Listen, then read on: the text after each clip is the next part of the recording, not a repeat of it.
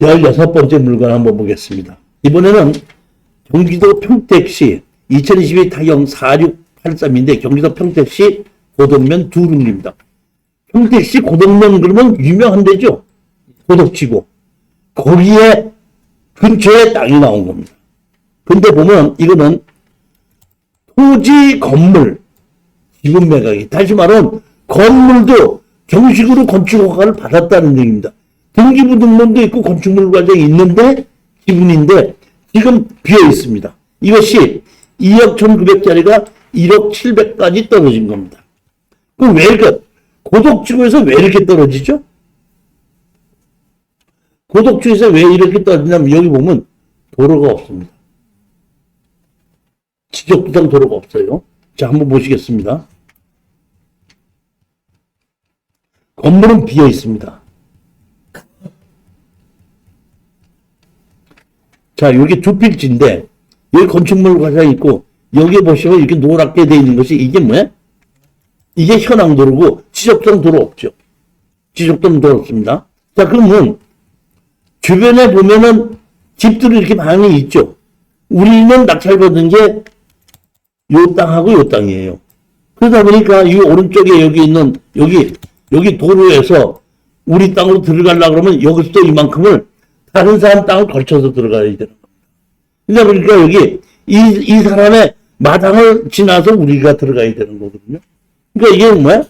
도로가 없기 때문에 이 가격이 떨어진 거예요. 자, 그런데 자 보시겠습니다. 여기 둘레 집이 많죠?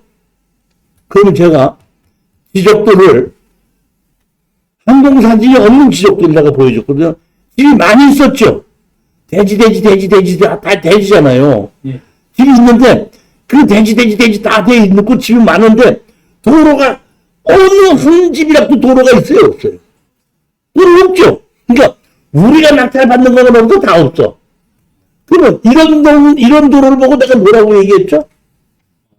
마을항길. 이게 아까 제가 토지 개발에 이제 강의를 듣는 것을 보면 이런 거는 지적된 도로가 없어도 건축허가를 내주는 걸 이걸 보고 마을항길이라고 한다.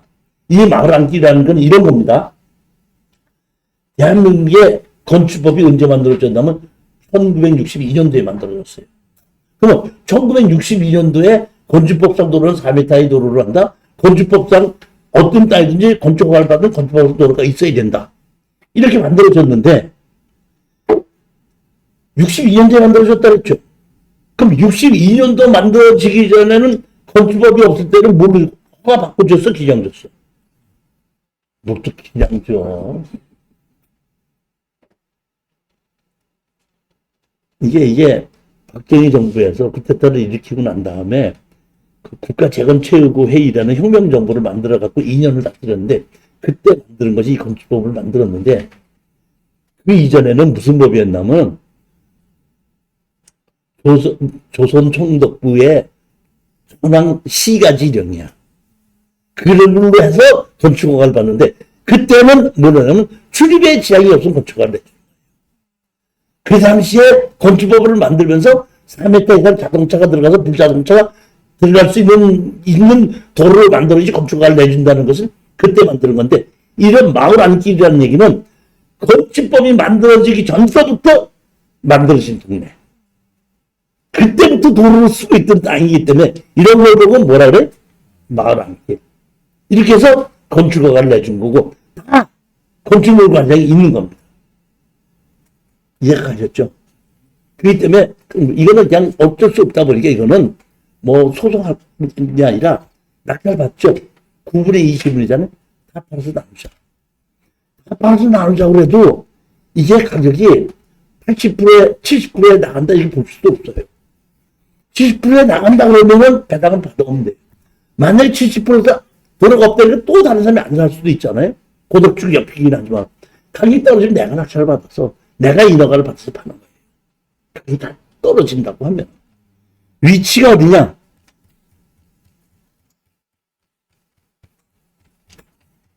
집은 비어있는 겁니다. 이렇게.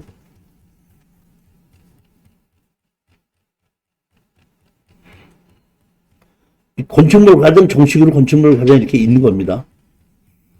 위치가 어디에 보면, 여기 보면 고덕단지 있죠. 고덕단지 바로 여기 위에 있는, 그러니까 단지 안에 소속이 돼 있지는 않았지만 바로 옆에 있는 거기 때문에 이 고덕단지가 다 준공이 나면 이 가장 여기도 뜨는 지역 중에 하나라고 볼 수 있는 그런 위치는 그런 거예요. 그러니까 우리가 이걸 낙찰받아서 파업하러 나누자고 할 때쯤 되면 한 2년에서 3년은 걸리거든요. 그때쯤 되면 여기 고덕지구가 거의 다 완성이 돼가지 않을까 싶은 그런 시기쯤이기 때문에 괜찮을 것 같다 싶어서 추천한 겁니다. 17번째 물건입니다. 2022 타경 26863 제주도 서귀포시 성산읍 신산리인데 이거는 5분의 4 토지 건물 지분 매각이에요. 즉 5분의 4 지분 매각이라는 얘기는 무슨 얘기죠? 내가 점유하고 사용할 수 있는 권한이 나에게 있다. 이런 뜻입니다. 자, 그런데 여기 보면 감정 가격이 6억짜리가 얼마까지 떨어졌어? 3억까지 떨어진 겁니다. 근데 여기는 성산이 돼가지고 여기는 이 토지거래 허가구역입니다. 토지거래 허가구역이기 때문에 일반 매매로는 좀 어렵고 경매로는 토지거래 허가를 안 받아도 살 수 있는 지역입니다. 그러니까 여기는 경매로만 사야 되는 것이지 일반 매매는 허가를 받아야 된다는 뜻이에요. 여기 보면 뭐로 돼 있죠? 여기 보면 토지거래 허가구역으로 돼 있죠. 이 얘기는 뭐냐면 이걸 일반 매매로 산다고 하시면은 선생님이 사셨잖아요. 선생님 내가 이거 토지거래 허가를 해주십시오 하잖아요. 그러면 내가 여기서 같이 살아야 된다 그러면 낙찰을 받고 하면서 전입을 해서 3년 동안 살아야 돼. 그러니까 실질지 거기서 전입하고 살지 않으면 허가가 안 나는 겁니다. 실제로 그렇게 해야 되는 거예요. 그렇기 때문에 보면 이걸 낙찰을 받아서 판다고 하더라도 서울 사람이 와서 전입을 해야 되기 때문에 바로 팔기는 어렵다고 생각하셔야 돼요. 그러니까 이거는 파는 건 좀 있어야 봐야 되는데 여기가 그 제주 제2공항이 생기기 때문에 여기가 토지거래 허가구역이거든요. 그러면 여기 보면 내가 5분의 4죠. 5분의 4를 쓰니까 내가 세를 줄 수 있죠. 받을 수 있고. 그 다음에 또 뭐도 할 수 있죠. 내가 다 팔아서 나누자고도 할 수 있죠. 그런 권한이 전부 다 숨어 있는 겁니다. 다시 경매로는 팔 수 있다 이런 뜻이죠. 모두 줄 수 있고 내가 전체도 줄 수 있고 그 다음에 내가 경매로 다 팔아서 나누자고 할 수도 있고 그러니까 일반 매매로 하는 거 경매로 다시 파는 거예요. 무슨 뜻인지 잘 생각해 보시면 압니다.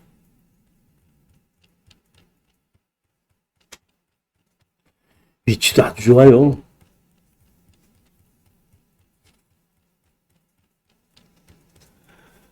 바닷가에서 117m입니다. 좋죠? 그 다음에 여기 보시면 이렇게 돼 있는데 여기가 바닷가 바로 옆인데 여기가 공항이 이렇게 생겨요. 이렇게. 제2공항이 이렇게 생긴다. 여기 이만큼이 바로 공항 입구이기 때문에 토지거래 허가 지역으로 맡겨놓은 건데 이게 아주 이런 게 나오는 게 아주 드문 거거든요. 상당히 제가 보면은 이거는 그 자금이 있으신 분은 투자하시면 돼요. 우리 사장님 어때요?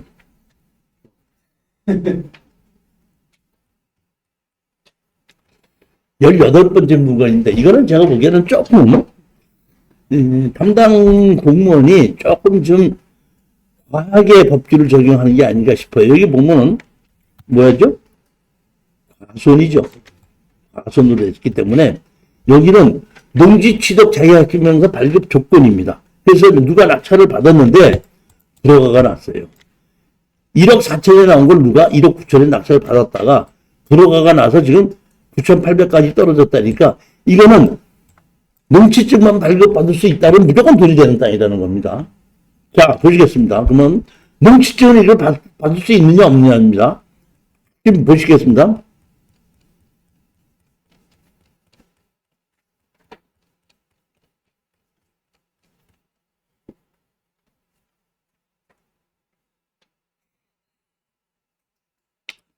본건 지상에 바닥 토목공사가 진행되어 있는 바 이렇게 되어 있죠. 그 다음에 또 보시겠습니다. 여기 보면 이게 바닥 콩물인 것 같아요. 이거 여기 해놓은 게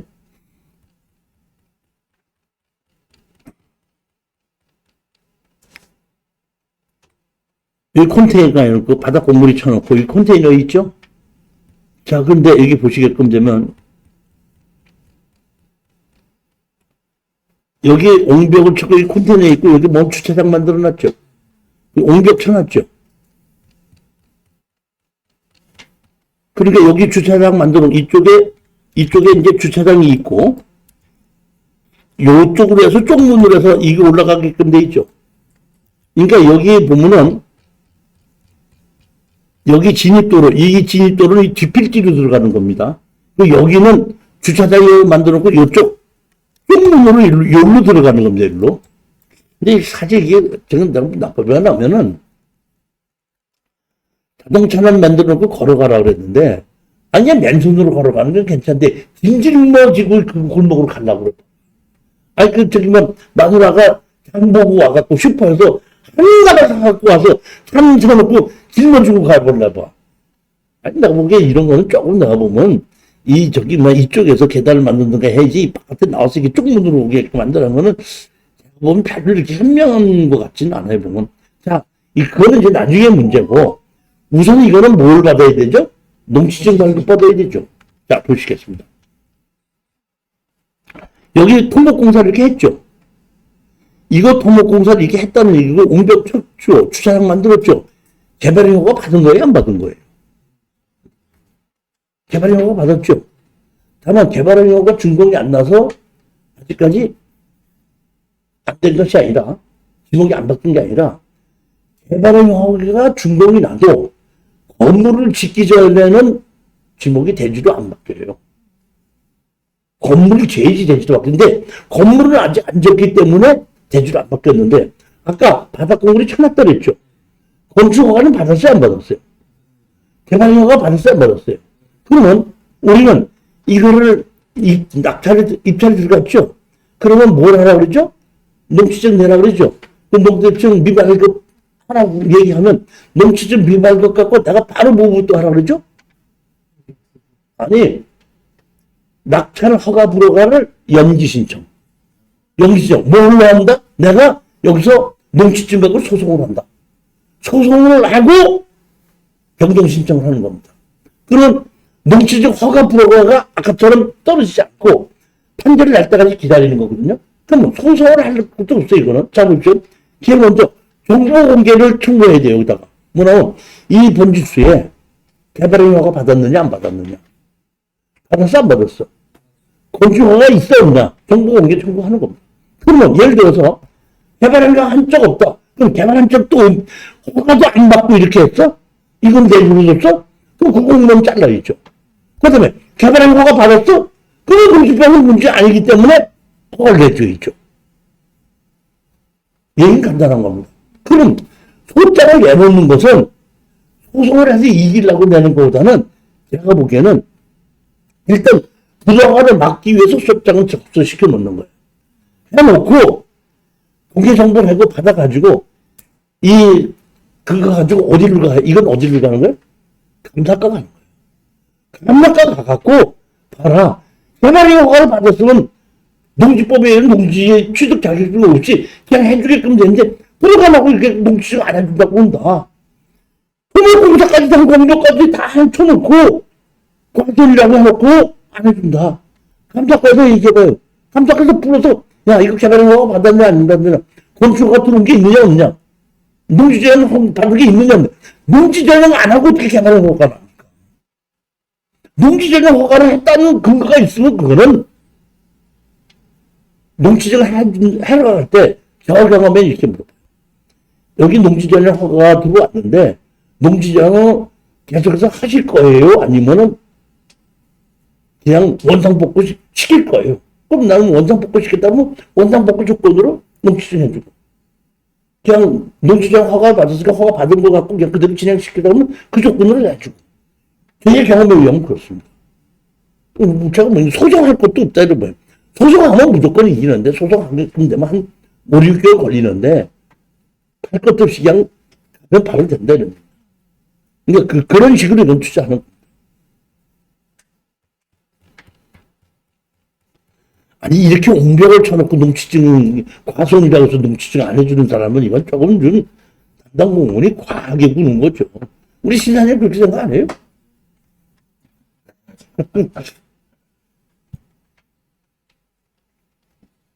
여기 보면, 여기 자 보면, 로드뷰에 보니까, 여기 보면, 이렇게 보면, 여기 바닥 공물이 친 거 보이네? 그냥 바닥 공물을 쳐놓은 건지, 건축허가를 받아서 바닥 공물이 친 건지는 잘 모르겠지만은, 제가 보면 그, 건축허가를 안 받고 이렇게 바닥 공물이 치는 사람은 또 없겠죠. 심심해서 바닥 공물이 쳐놨다? 그건 말이 안 되는 거죠.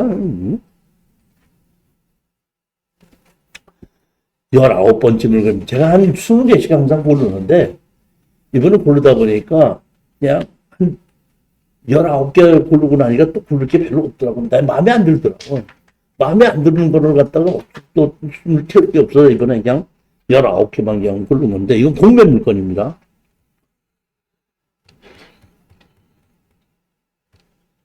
이거는 이렇게 된 겁니다.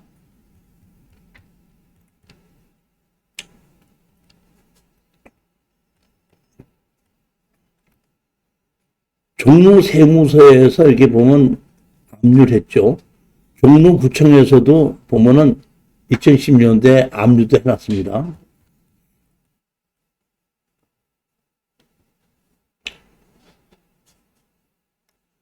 자, 보십시오. 여기 보면 가처분을 해놨죠. 2015년도에. 가처분을 해놨는데, 뭘 해놨냐면, 매매를 원인으로 한 소유권 이전 청구에서 가처분 해놨죠. 가처분 해놨습니다. 그렇게 해놓고, 그 후에, 이 땅이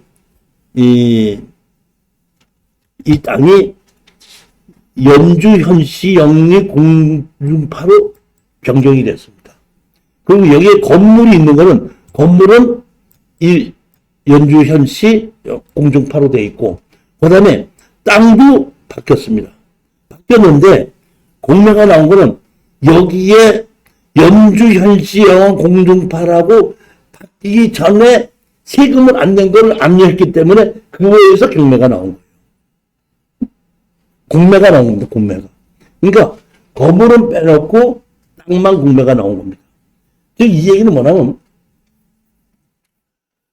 처음에 질 때 건물 주인과 땅 주인이 같아야 되는데 처음에 질 때 건물 주인과 땅 주인이 같지 않았다 이런 뜻이거든요. 그러니까 법정 상권이 없다고 보는데 반드시 판사님이 꼭 우리 생각대로 결론을 내리지 않기 때문에 반대로 그래도 한 번 이렇게 같았기 때문에 법정 상권이 있을 수 있어 이렇게 주장할 수도 있어요. 그렇기 때문에 우리는 이거를 지료를 청구하더라도 이득이 나야 되기 때문에 가격이 떨어져야 되는 겁니다. 다음 여기는 뭐냐면 정식으로 개발 제한 구역에 건축허가 난 것을 우리가 가질 수 있다는 얘기는 엄청난 매력일 수는 있지만은 공중파 여기서 보면 내가 저기 니한테 건물 안 팔고 내가 철거할게 이럴 수도 있어요. 그럼 우린 꽝 되는 겁니다. 그럴 확률이 없는 것도 아니에요. 왜냐하면 자 보십시오. 우리가 내가 산 농지가 있다는 얘기. 농지인데 예전에는 내가 그 개발제한 구역에 농지가 있는데 내가 거기다가 집을 지으려고 그러면 이 주권을 사와야 되는데 이 주권이 지금 엄청나거든요. 비싸고 엄청나게 비쌉니다. 보면 대구 이런 데서 3억 4억 한다는데 서울에서 이 주권을 다른 동네에서 있는 걸로 서로 몇 억이 가는 거예요. 근데 내가 만약에 내 농지에 이 주권을 짓는다 그러면 건물 하나 허물어 갖고 내 농지에다가 옮겨서 질 수 있어요. 개발 제한 구역에 하나 질 수 있다는 얘기인데 지금 여기 보면 제가 보면 이게 종중이죠. 그럼 우리가 땅을 낙찰을 받아서 너 법정지상권을 철거하고 지도 내놔. 알았어? 나 철거할게 하고 철거하고선 자기네가 근처에 있는 개발 제한 구역에다가 이 주권으로 다른 개발 지역에서 집 지면 우리는 꽝 내는 거야. 그럴 수도 있다는 얘기인데 종중이기 때문에 농지나 이런 것도 못 사요. 그러면 얘네들이 임야 개발 제한 구역을 사갖고 물어야 되는데, 물고 이축을 하는데, 과연 그럴 수 있을까 싶은 생각이 좀 들기 하기 때문에, 이거는 가격이 떨어졌을 때 사야 됩니다. 단, 협상을 잘해서 우리 걸로만 만들면 좋은 거는 이런 것이 좋아요. 여기 들어가면 이렇게 들어가면 이렇게 우리가 이 집에 들어가려면 이렇게 대문을 통과해야 돼. 그러니까 우리 집에 들어가려면 이렇게 경비 초소에서 우리 집까지 들어가는데 지켜주는 사람도 있어. 보면 여기가 뭐냐면 수도권 119 특수구조대에 있는 본부야. 그 본부 들어가는 도로 옆에 있는 집입니다. 그러니까 이 119 구조대 들어가서 여기 우측으로 들어가다 보니까 이 집은 누가 지켜줘? 119 구조대가 정부에서 지켜주는 겁니다. 그렇지만 제가 보기에는 이것은 그 건물을 단순히 허물어도 이주권이 있기 때문에 그 땅 주인이 건물 철거하고 나가라고 하더라도 알았으면 나 철거하고 나가게 그 옆에 다른 개발 지역에다가 내가 농사를 짓는 데다가 짓겠다 하면은 옮길 수는 있는데, 농사를 짓는 사람은 올 수 있는데, 그 약점이 뭐냐면은 이 종중이기 때문에 농지는 가지가 가질 수가 없어요. 농지를. 그런 약점이 있어요. 그렇지만 여기서 허물고 근처에 취락지구로는 또 옮겨서 집을 줄 수가 있어요. 그러니까 농지 안 돼. 알아서 우리 취락지구도 옮겨서 취락지구 하나 집을 짓게. 그러면 허물어 버리고 나면 우리 땅 꽝 되는 땅. 건물도 못 짓고 개발지역구역이. 그렇기 때문에 절대 이거는 심사숙고하셔서 들어가야 되고, 이런 것도 나왔다 이런 말씀을 드리는 거고, 절대 질러서 들어갔다가는 이건 안 되는 거다. 욕심 내지 말아야 돼. 만약에 건물과 같이 나왔다 그러면 제가 한번 들어가 보십시오 하는데, 건물은 지금 빼놓고 땅만 나왔기 때문에 그렇게 만만한 것이 아니고 법적 생각은 있든지 없든지 간에 건물 주인이 나 허물겠다. 그리고 이 주권으로 내가 다른 데 사용하겠다. 그러면 땅 낙찰받아서 꽝 될 수 있다. 그 생각 하셔야 된다. 자, 오늘은 여기까지 강의를 했고, 여러분들이 절대 서두르지 마시고 잘 판단하시고, 그리고 한 4, 5개월간은 이 선물을 갖고 추천하는 걸 그냥 들으세요. 공부를 하는 겁니다. 경매 공부를 하는 거예요. 그러고 나서 어느 한 4, 5개월 지나고 나다 보면은, 아, 이거 이랬었지 하고 어떤 물건이 눈에 들어오기 시작하거든요. 제일 먼저 뭐냐면, 저한테다가 얼마에 입찰 들어가야 될 거야 하고 물어보시는 분은 아직 공부가 덜 되신 분이에요. 제 얘기를 정확하게 이해하신 분은 저한테 이게 얼마에 들어가면 됩니까 하는 거를 물어보지 않습니다. 아, 내가 최소한도 얼마 미만으로 낙찰을 받아야지 돈을 얼마라도 벌 수 있겠구나 하는 것이 눈에 보여야 되는 거예요. 그러니까 내가 낙찰가를 고민하는 사람은 아직 그 물건에 대한 이해를 못했다는 뜻이에요. 그러니까 서두르지 마시고, 아, 내가 이걸 얼마에 팔 수 있으니까 내가 얼마 미만으로 써야 되겠구나 하는 것이 눈에 보일 때까지 기다려줬다가 입찰에 들어가라 하는 것을 제가 여러분께 말씀드립니다. 자, 안녕히 들어가시죠. 감사합니다.